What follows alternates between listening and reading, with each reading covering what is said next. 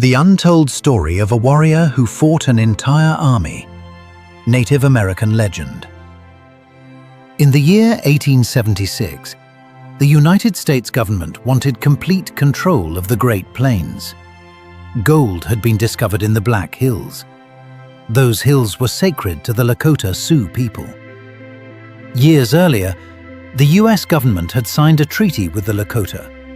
The treaty promised that the Black Hills would belong to them forever. But when gold was found, everything changed. Thousands of white miners entered the land illegally. The government did little to stop them. Soon, military leaders and politicians began demanding full control of the region.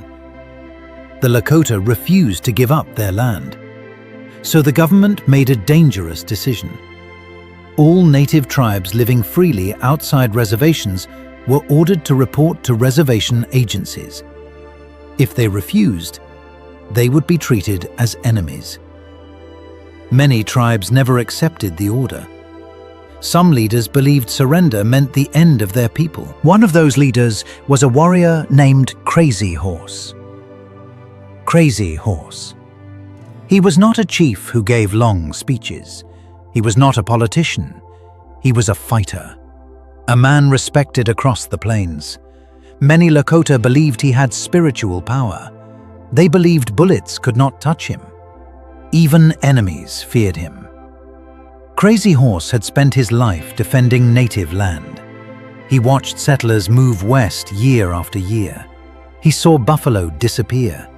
He saw military forts rise across the plains. And he understood something clearly. The United States would never stop coming. As a young man, Crazy Horse had already fought soldiers before. He fought during Red Cloud's war years earlier. He helped native warriors attack military routes used by the army. The fighting became so serious that the US government finally agreed to peace talks. For a short time, the Lakota protected their land successfully. But peace never lasted long. The discovery of gold destroyed everything again. Now the government prepared for war. General George Crook led one army from the south. General Alfred Terry moved from the east. Another military force marched from the west. The plan was simple: trap the Lakota and Cheyenne tribes between multiple armies. Force them onto reservations forever. But native scouts quickly spread warnings across the plains. Tribal camps began joining together. Lakota, Northern Cheyenne, some Arapaho warriors too. Families gathered near the Little Bighorn River. It became one of the largest native gatherings in generations. Thousands of people filled the camps. Children played near the river. Women prepared food. Warriors sharpened weapons, and leaders discussed what was coming next.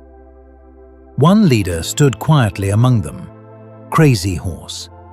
He was still young, but many already considered him one of the greatest fighters alive. He rarely smiled. He spoke softly. Sometimes he said almost nothing at all. But when battle began, everything changed. Warriors said he rode directly into danger without fear. Some claimed they saw bullets miss him completely. Others believed spirits protected him. His courage inspired everyone around him. At the same time, another powerful leader also stood beside him. Sitting Bull. Sitting Bull was different from Crazy Horse. He was older, a spiritual leader, a man known for visions and speeches. He warned that the government would keep breaking promises forever. Many tribes trusted his wisdom deeply. Days before the great battle, Sitting Bull held a sacred ceremony. He danced for hours beneath the sun. During the ceremony, he collapsed into a vision. When he awoke, he described soldiers falling into the native camp like grasshoppers from the sky. Many believed this vision predicted victory. Soon after, the soldiers arrived. On June 17, 1876, General George Crook's forces moved north through Montana Territory. Crook believed he could surprise the native camps, but native scouts spotted the soldiers first. Crazy Horse quickly organized hundreds of warriors. They attacked near the Rosebud River. The fighting became fierce immediately. Gunfire exploded across the valley. Smoke filled the air. Warriors charged from different directions. Soldiers struggled to hold their lines. Crazy Horse moved constantly during the battle. Riders followed him fearlessly. Again and again, native attacks pushed the army backward. The battle lasted for hours. Finally, General Crook pulled his troops away. He stopped advancing completely. This was important. Very important. Crook's army was supposed to join other military forces. But after the Battle of the Rosebud, he could no longer continue forward. The native victory changed everything. Yet another army still marched closer. Lieutenant Colonel George Armstrong Custer was moving toward the Little Bighorn River. George Armstrong Custer. Custer was famous across America. Many newspapers called him a war hero. He believed native tribes could be defeated quickly. He also wanted glory. Some believed he hoped another major victory would help his political future. Custer commanded the 7th Cavalry. Hundreds of soldiers rode with him. Scouts warned him the native camp was huge, much larger than expected. But Custer ignored some of the warnings. He feared the tribes might escape if he waited. So he made a risky decision. He divided his army into separate groups. One group would attack from one direction, another from somewhere else. Custer believed confusion would destroy the native camp quickly. But he did not understand how many warriors waited there. Back near the river, life inside the native camp continued carefully. Women moved children to safer areas. Warriors prepared horses. Messengers carried news between leaders. Tension spread through every family. Many people already knew soldiers were close. Some feared another massacre. Others believed this battle would decide the future forever. Crazy Horse remained calm. He spent time speaking with other warriors quietly. He checked weapons. He prepared horses. He listened carefully to scouts returning from distant hills. Then, the first signs of soldiers appeared. Dust rose in the distance. Riders approached fast.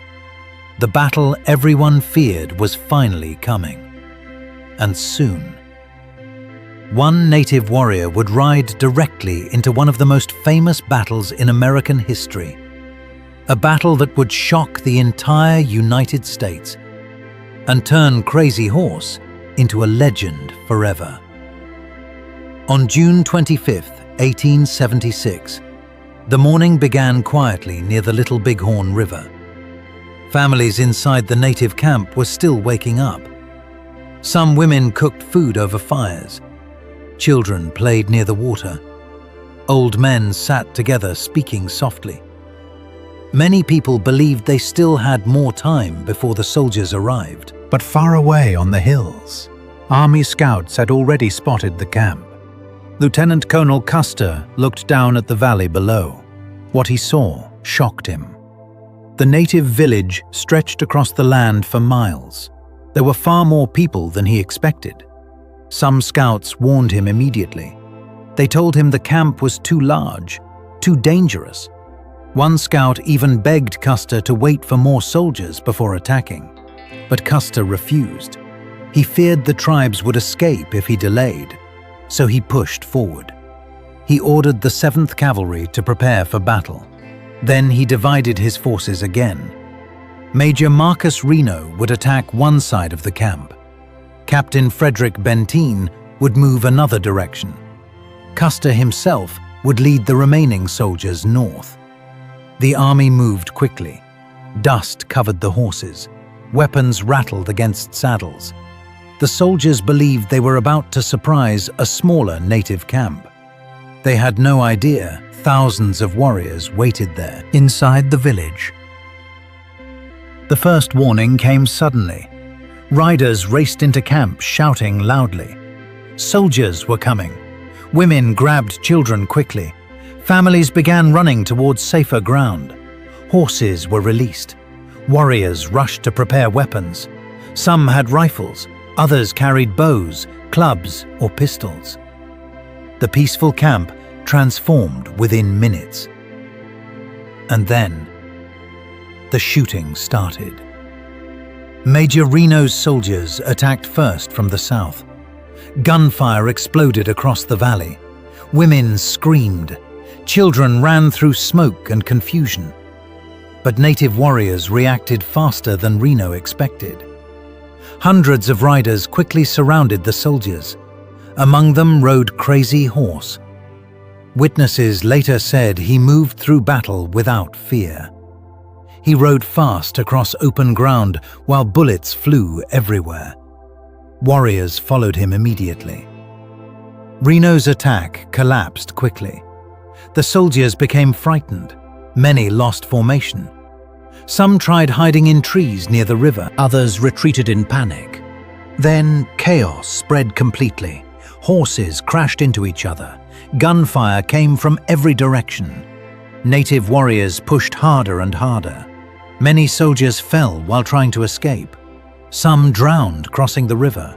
Others were shot while climbing steep hills. Major Reno barely escaped with part of his force. But the battle was far from over. Now attention turned north, toward Custer. At first, Custer probably believed Reno's attack distracted the village successfully. He thought native warriors were trapped fighting in the south. But he was wrong. Very wrong. Thousands of warriors now moved toward his position. Lakota, Cheyenne, Arapaho fighters too. Warriors poured across the hills rapidly, and leading many of them was Crazy Horse. Later survivors described what happened next carefully. Warriors attacked from multiple directions at once. They moved quickly across the hills. They used the land perfectly. Custer's soldiers struggled to form proper defense lines. Dust filled the air. Horses screamed. Rifles fired constantly. The soldiers became separated into smaller groups. Every minute made things worse. Crazy Horse reportedly led direct charges against the soldiers.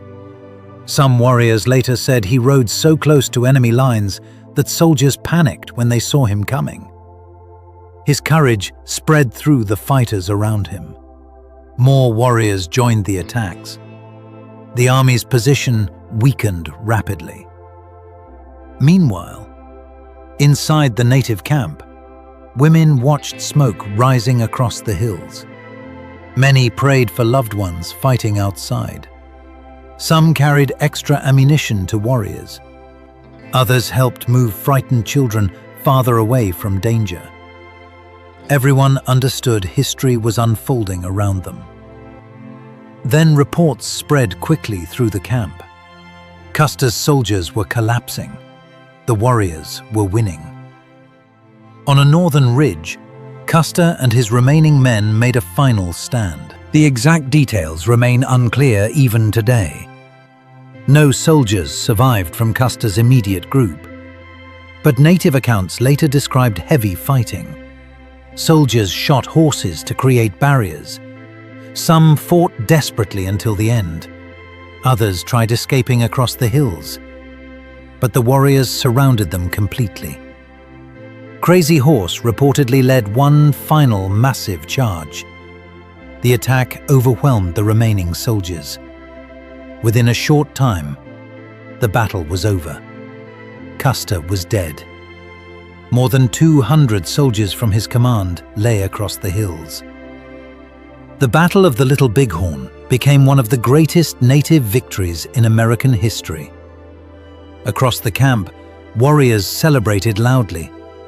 Many believed they had protected their people successfully. For one moment, the US Army had been defeated completely. Families embraced each other. Songs filled the valley. But not everyone celebrated fully. Some leaders understood something dangerous. The United States would never forgive this defeat. And they were right. Far away in eastern cities, news of Custer's death shocked the country. Newspapers printed dramatic headlines immediately. Many Americans became furious. Some demanded revenge against all Plains tribes. Politicians blamed native leaders for the battle. Military commanders prepared larger campaigns. The government decided the Lakota and Cheyenne must now be crushed completely. More soldiers were sent west. More forts were built. More tribes faced pressure to surrender.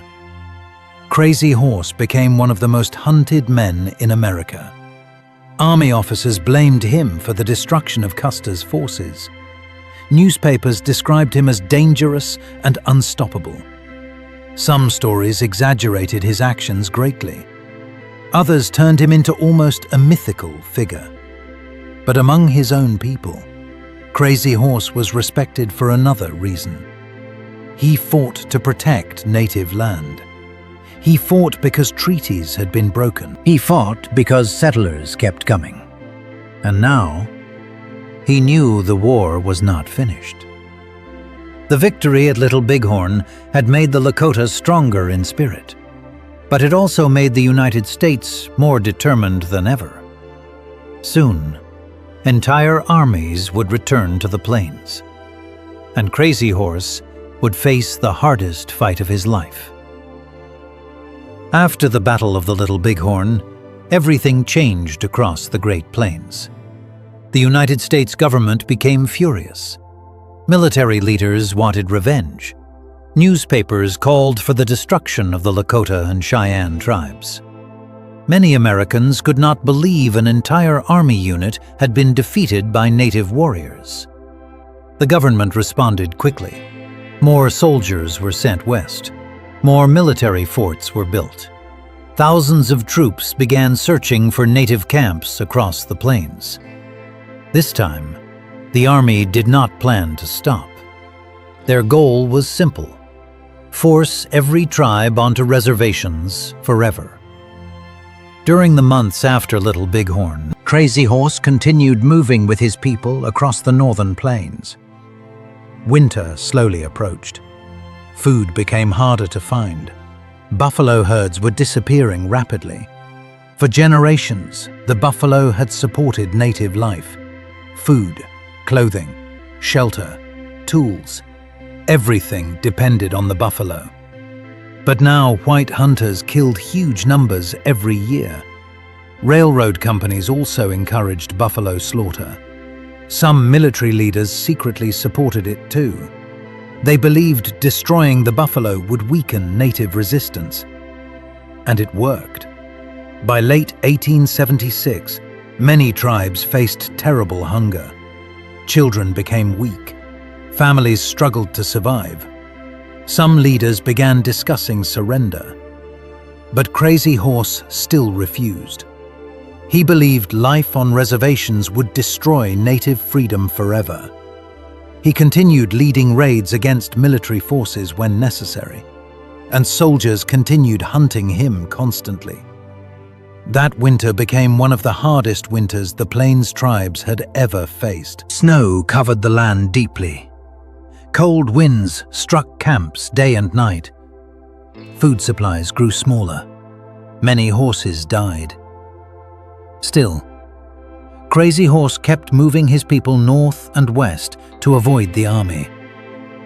At the same time, the US military increased pressure everywhere. General Nelson Miles launched winter attacks against native camps. Nelson A. Miles. Unlike many commanders, Miles believed winter warfare could break native resistance faster. And he was correct. Soldiers attacked villages during freezing weather. Families often had little time to escape. Lodges burned. Food supplies were destroyed. Horses were captured. Each attack weakened the tribes more. One battle became especially important. In January 1877, Crazy Horse and his warriors fought soldiers near the Tongue River in Montana Territory. The fighting was intense. Warriors defended their families fiercely. But army pressure continued growing. Again and again, the soldiers returned. Crazy Horse remained determined. He believed surrender meant losing everything forever. Around this time, many stories about him spread across the plains. Some warriors claimed he never feared death. Others said he entered battle after sacred ceremonies and visions. Many Lakota believed spiritual power protected him. Crazy Horse himself rarely spoke about such things. He remained quiet most of the time. Unlike other famous leaders, he did not seek attention. He avoided photographs. He avoided long speeches. He focused only on protecting his people. Even among the Lakota, he was mysterious. But his reputation continued growing everywhere. American soldiers feared him deeply. Military scouts constantly searched for his camp. Newspapers described him as one of the most dangerous native leaders alive. Yet despite his courage, reality slowly became impossible to ignore. The tribes were running out of food. Winter would not end soon, and the US Army had endless supplies and reinforcements. Then another painful problem appeared. Some native scouts now worked for the US Army. Certain tribes had already surrendered earlier. Some scouts helped soldiers track free Lakota camps across the plains. This made escaping even harder. Every movement became dangerous. Every campfire risked discovery. Families suffered constantly. Mothers worried about starving children. Old people struggled during the freezing nights.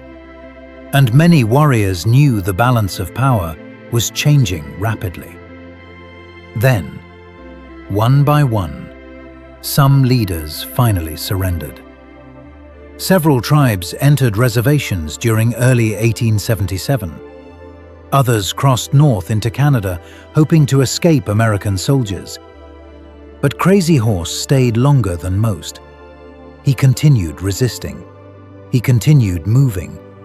And he continued protecting the people traveling beside him. Finally, in May 1877, the situation became impossible. His people were starving badly. Many horses were gone. Children were sick and weak. The endless war had exhausted everyone. So Crazy Horse made the hardest decision of his life. He agreed to surrender. On May 6, 1877, Crazy Horse rode into Fort Robinson in Nebraska. Beside him traveled hundreds of followers, men, women, children, hungry families who had survived years of war.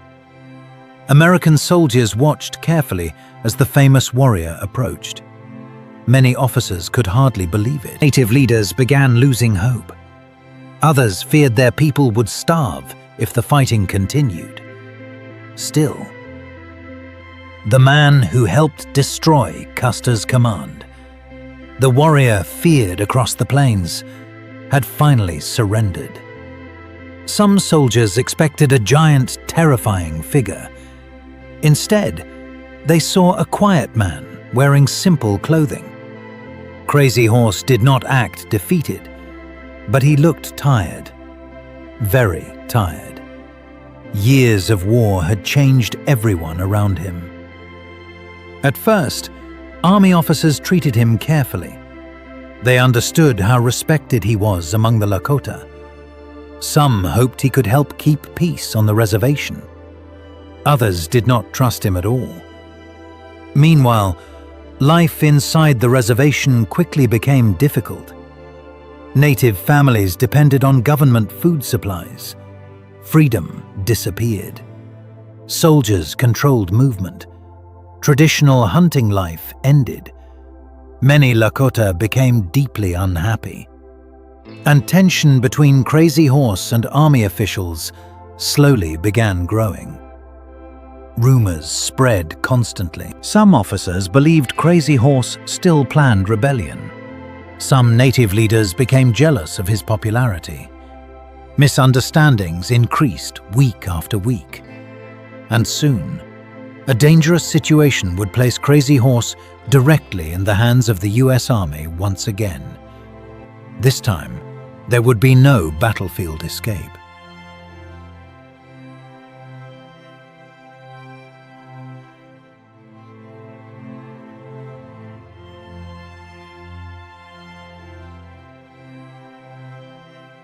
By the summer of 1877, Crazy Horse lived under constant pressure at Fort Robinson. The war was over, but peace never truly came.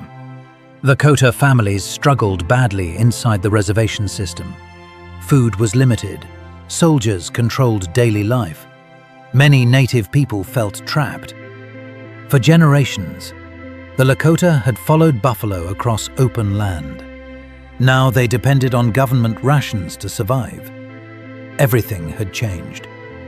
Crazy Horse hated reservation life. Many warriors around him hated it too. But the army watched him closely every day. Military officers still feared him. They remembered Little Bighorn. They remembered the destruction of Custer's command. To them, Crazy Horse remained dangerous, even after surrender. At the same time, problems also grew among native leaders themselves.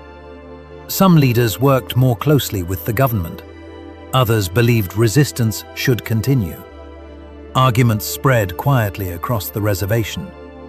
Jealousy spread too.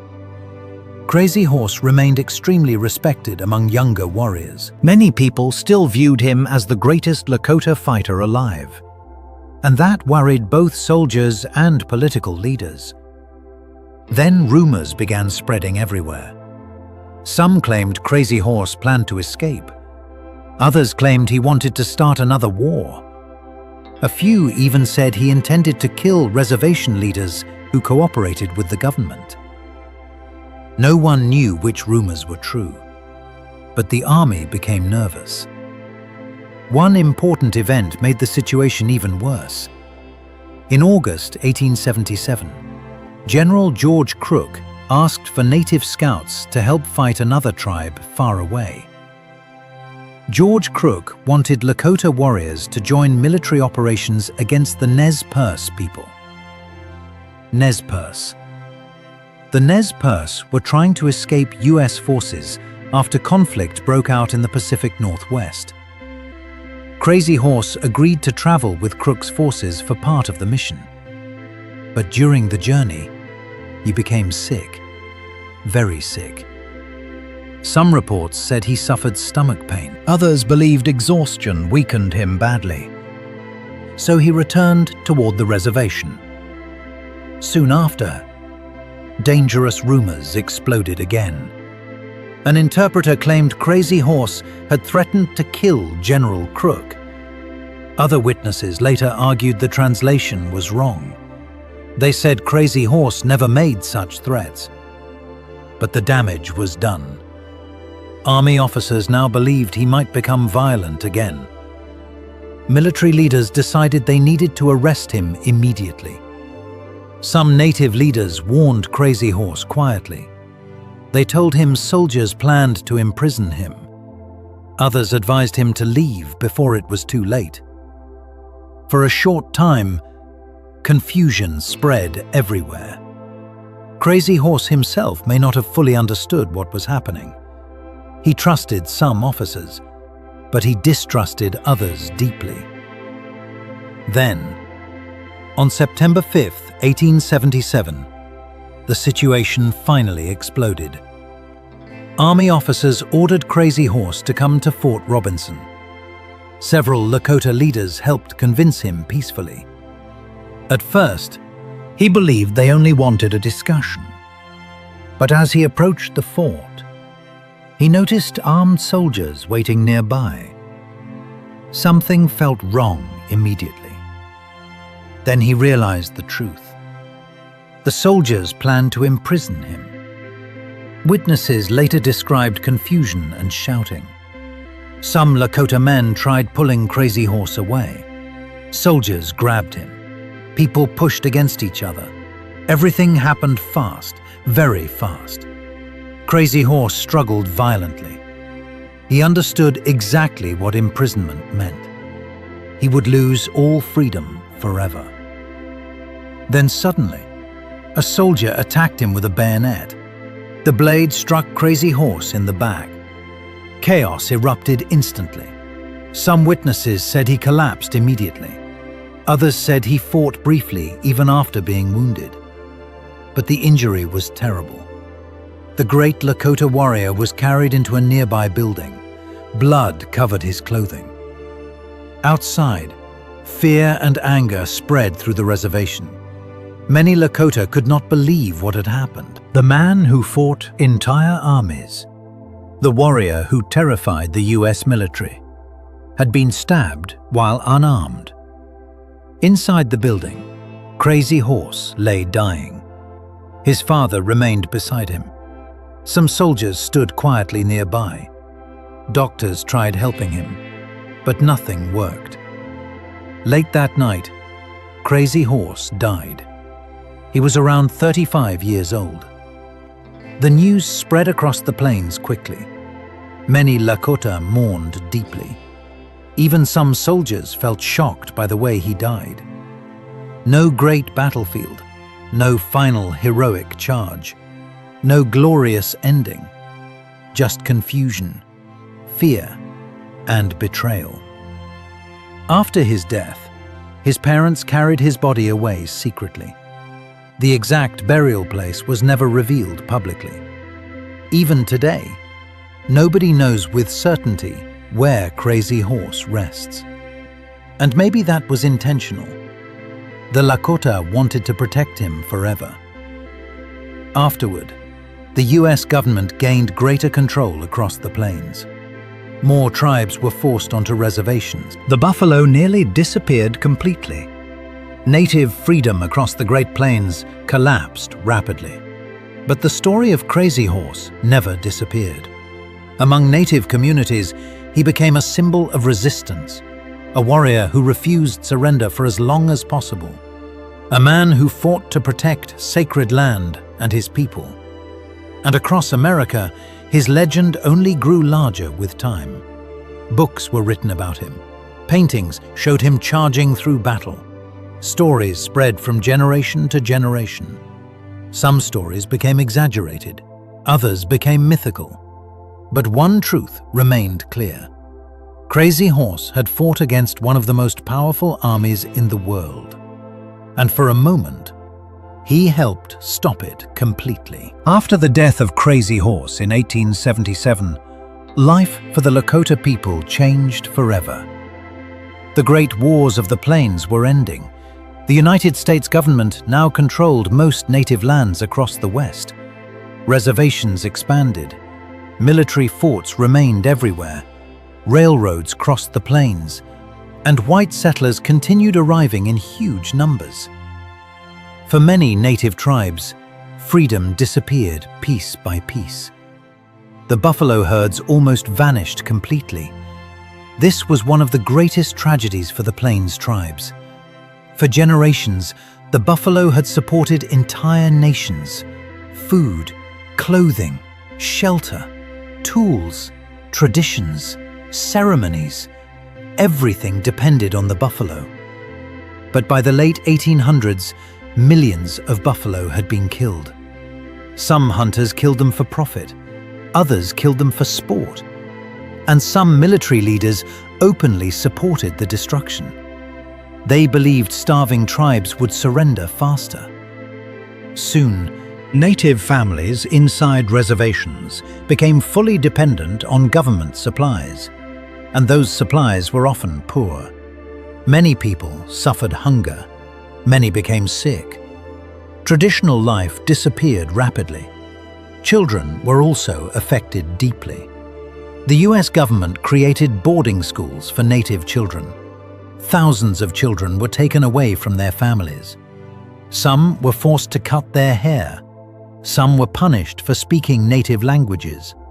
Many were ordered to stop practicing tribal traditions. The government wanted Native children to abandon their culture completely. For many families, this caused deep emotional pain that lasted generations.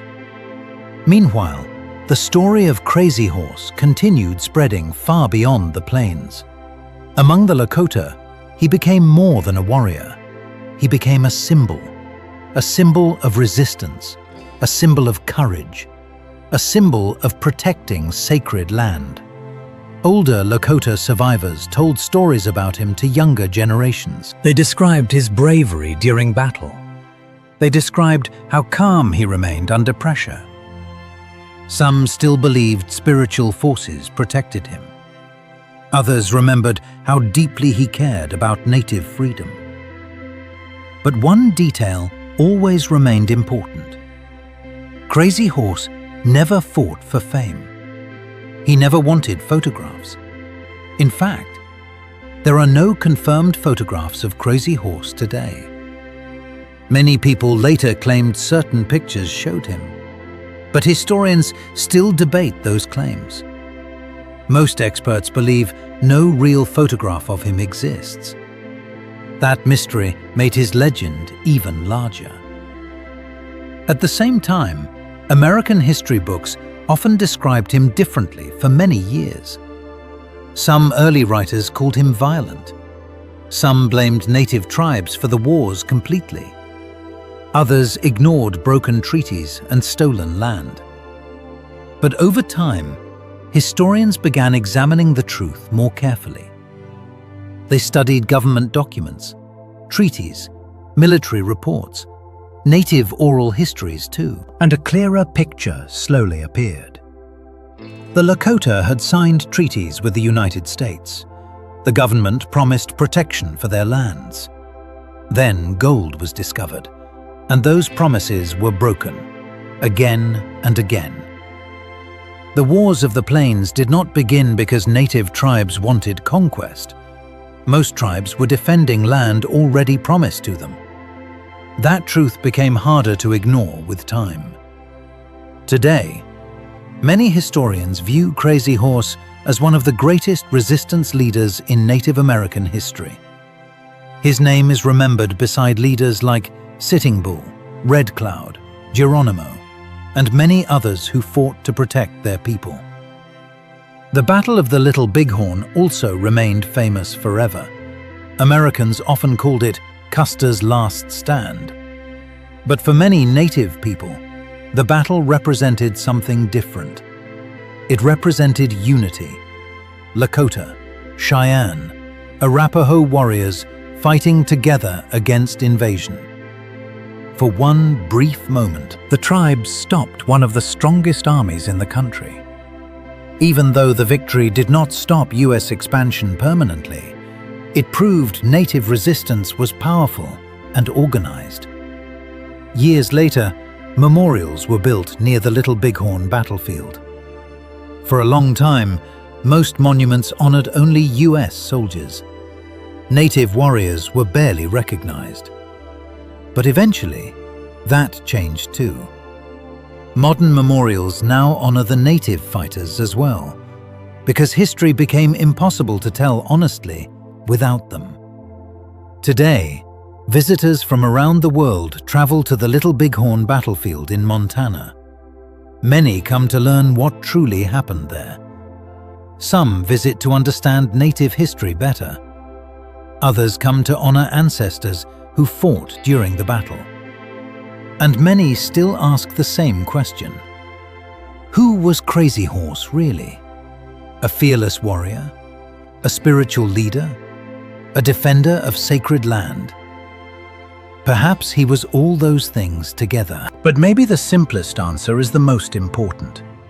Crazy Horse was a man who refused to watch his people disappear without fighting back. That is why his story survived.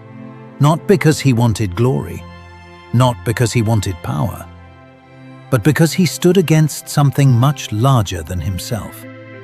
Even when defeat became almost certain, even when entire armies hunted him, even when surrender seemed unavoidable, he continued resisting for as long as possible.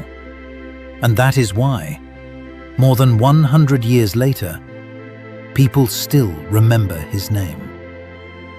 The story of Crazy Horse is not only about war, it is also about broken promises, lost land, cultural survival, and the painful history between native nations and the United States.